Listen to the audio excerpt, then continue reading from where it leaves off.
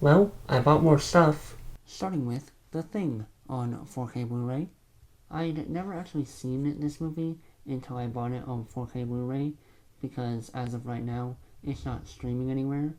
But I had heard everything about it because it's considered one of those classic movies, and I figured that I should probably watch it sometime in my lifetime. And yeah, this is a very good and well-made movie.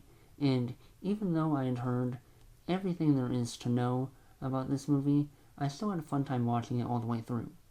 At some point, I do want to watch the majority of John Carpenter's other movies because up until now, I've only seen Halloween and, of course, The Thing. Next up, I have The Big Lebowski. This movie is like if a Martin Scorsese crime thriller was taken over by a 1990s stoner comedy. A combination of genres that should not work, but somehow does, to great effect. All the main characters in this movie feel like they are from a completely different movie and were put into a crime thriller, and all the conflict is absolutely absurd. This movie really feels like they captured lightning in a bottle with such a weird tone and cast of characters. Next I have a 4K steelbook of the 2022 adaptation of All Quiet on the Western Front, distributed by Netflix. This is a super cool release, because it's very rare that we get a movie or TV show that was once exclusive to a streaming service released on physical media, let alone a foreign film and having it be released on a format so niche as 4K Blu-ray. I thought this was a great modern film adaptation of the novel of the same name, with the same great anti-war themes, and the same portrayal of the harsh realities of being a frontline World War I German soldier. My only problems with this movie is that it focuses a little too much on the German officials, and does not include the very important scene of Paul coming home on leave and discovering that no one will ever understand what he's had to experience while at war, and that Paul's death at the end is a little more dramatized and a little more meaningful, as opposed to the very blunt and meaningless way it is described in the book. Lastly, we have the Planet of the Apes trilogy, which includes Rise of the Planet of the Apes, Dawn of the Planet of the Apes, and War for the Planet of the Apes.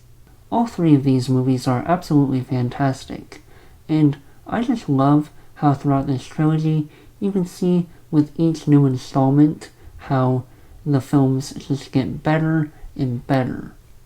Rise of the Planet of the Apes gives you a great foundation with establishing a very easy to root for main character and giving you little hints of what's to come in the future movies. My only issues with this movie is that the CGI is a little dated and the cinematography is a little flat.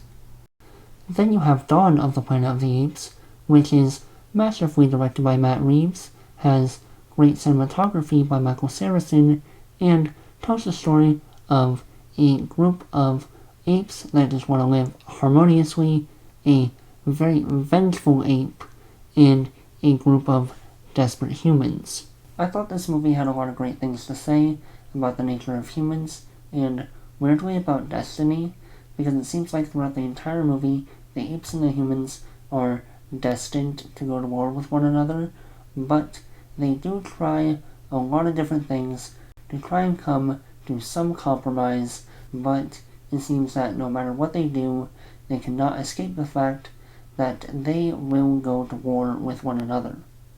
Then you have War for the Planet of the Apes, which sees the apes and the humans finally go to war, briefly, in the opening minutes, and then turns into a more character-focused movie, with Caesar being pushed to his absolute limits of what he will tolerate from humans. It also is a revenge film, where we get to see Caesar go on a quest to try and find and kill the man who killed 2/3 of his family.